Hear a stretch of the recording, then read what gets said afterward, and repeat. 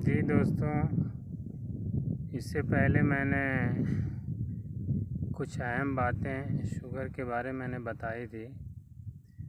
Sugar का जब मर्ज़ हो जाता है तो सबसे बड़ी जो गलती लोग करते हैं उसमें ये है कि शुगर चेक ना करना। और बहुत से लोगों को मैंने देखा है कि शुगर चेक इसलिए नहीं करते हैं कि जब शुगर लेवल बढ़ा रहता है तो कहते हैं कि टेंशन हो जाएगा, फ़िक्र हो जाएगी, इसलिए शुगर चेक नहीं करते हैं। और अंदर ही अंदर शुगर बढ़ती रहती है और अंदरूनी तकलीफ़ बढ़ती रहती है, जिसकी वजह से आहिस्ता आहिस्ता जिस्म के अंदर कमज़ोरी बढ़ना शुरू हो जाती है। तो ये गलती जो है, जो भी लोग करते हैं वो अलर्ट हो जाएं, आगाह हो जाएं कि ऐसी गलती नहीं करना है।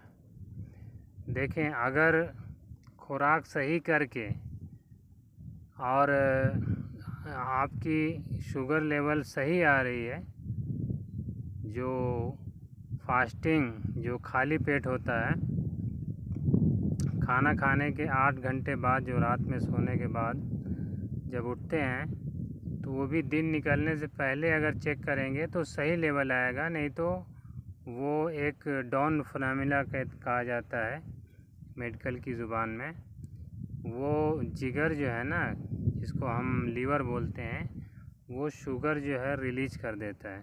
मतलब इंसान अगर कुछ भी ना खाए तो भी जो है जिगर के अंदर इतनी शुगर होती है कि काफ़ी वक्त तक जो है इंसान को वो कमज़ोर और मतलब तकलीफ़ से बचा लेता है, जिसको कहते हैं जिगर जिगरी यार है। यानी वो हमारी ख्याल करता है। कुदरती तौर से अल्लाह ताला ने ऐसा बनाया है कि इंसान अगर कुछ भी ना खाए तो भी जो है उसका गुजारा हो जाता है। तो इस वजह से कभी भी शुगर जब चेक करते हैं तो रात को जितनी जल्दी हो सके खाना खाएं, और फिर जब 8 घंटे हो जाएं उसके बाद चेक करेंगे। अगर आपकी शुगर लेवल 125 के अंदर आता है तो समझ लीजिए कि कंट्रोल में है, फास्टिंग जिसको खाली पेट कहा जाता है। और अगर 100 से नीचे है तो एकदम परफेक्ट है। अगर उससे ज़्यादा है फास्टिंग शुगर, तो ये समझ लीजिए कि ये चीज़ जो है सेहत के लिए बहुत ही नुकसानदेह है और इस चीज़ से बचना ज़रूरी है। फिर उसके बाद ये आम तौर से हम शहरों में रहने वाले लोग मेहनत मशक्क़त नहीं करते हैं, जिसकी वजह से ये जो हम खुराक जो खाते पीते हैं पूरी तरह हज़म नहीं हो पाता है। और भी कई वजूहात होते हैं जिसकी वजह से हज़म नहीं हो पाता है खाना। तो एक्सरसाइज ज़रूरी है, एक्सरसाइज और वॉक करना, पैदल चलना। अब उम्र के हिसाब से आदमी सही परफेक्ट ये बताया गया है कि जितनी उम्र है उतना मिनट पैदल चलें। मसलन अगर 35 साल है तो 35 मिनट, 40 साल है तो 40, 50 है तो 50, 60 है तो 60 मिनट पैदल चलें।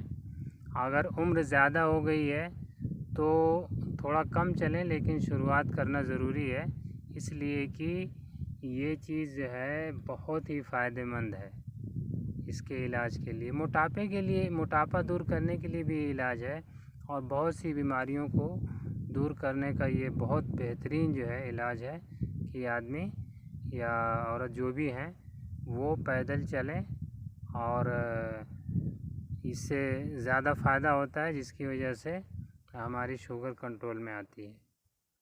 और फिर खाना खाने के बाद नाश्ता जो है, अगर शुगर का मरीज़ है या मोटापा है तो उसको चाहिए कि थोड़ा सा देर करके नाश्ता करें।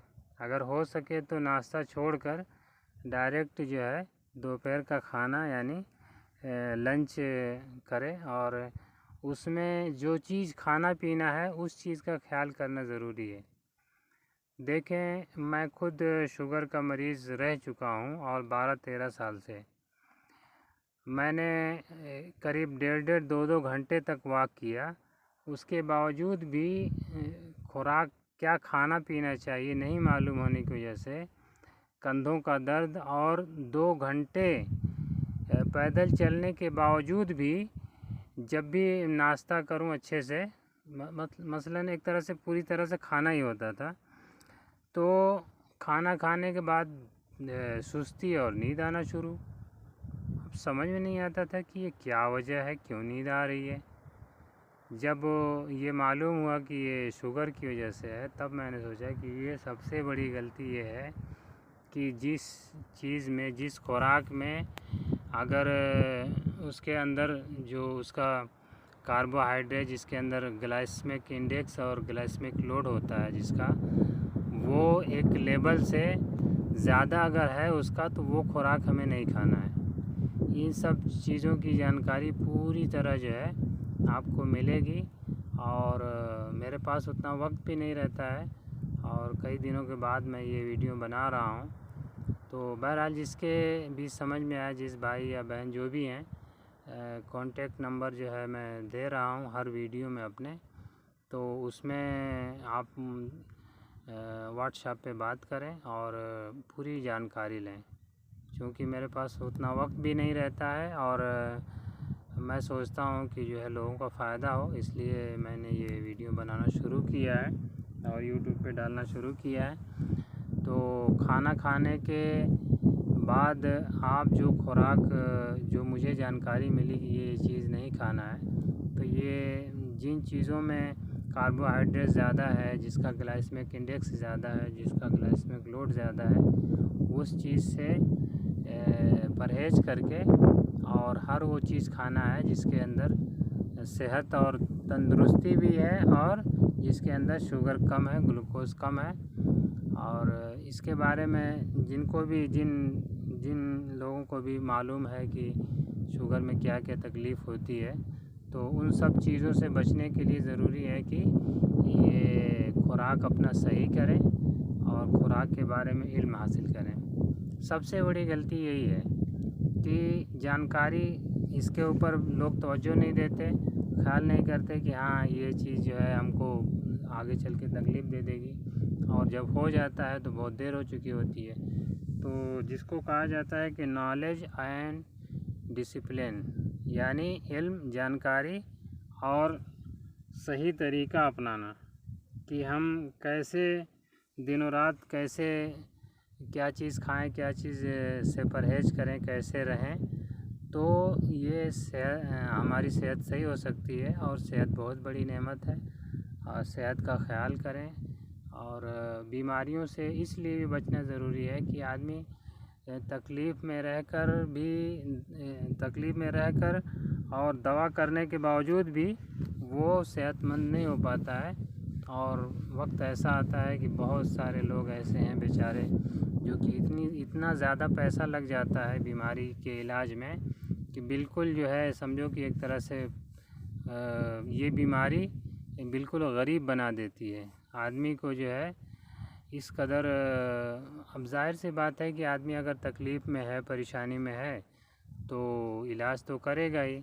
अब इलाज के चक्कर में पता चला कि पैसे भी गए और सेहत भी गई और जान भी चली जाती है। तो ये इस चीज़ को समझने की कोशिश करें कि बीमारी का इलाज करें, और जिन लोगों को ये बीमारी नहीं हुई है वो अल्लाह का शुक्र अदा करें और ये सोचें कि ये एक तरह से अच्छी जानकारी हम लेकर और उससे बच सकते हैं। देखें, कोशिश हमें करना ज़रूरी है, और बाद में अगर समझ आ जाए, अब अगर समझ में आए तो जो है बहुत अच्छी बात है, लेकिन अक्सर लोग लापरवाही की वजह से बहुत देर से समझ में आती है, तो बहुत देर हो चुकी होती है, जिसकी वजह से आदमी बहुत सारा पैसा अपना बर्बाद कर चुका होता है इलाज में, और जो परेशानी उठाता है वो अलग। तो इसलिए समझदारी से काम लेते हुए ये आप शुगर के इलाज के बारे में सोचें। आने वाले दिनों में और ज़्यादा मालूमात देने की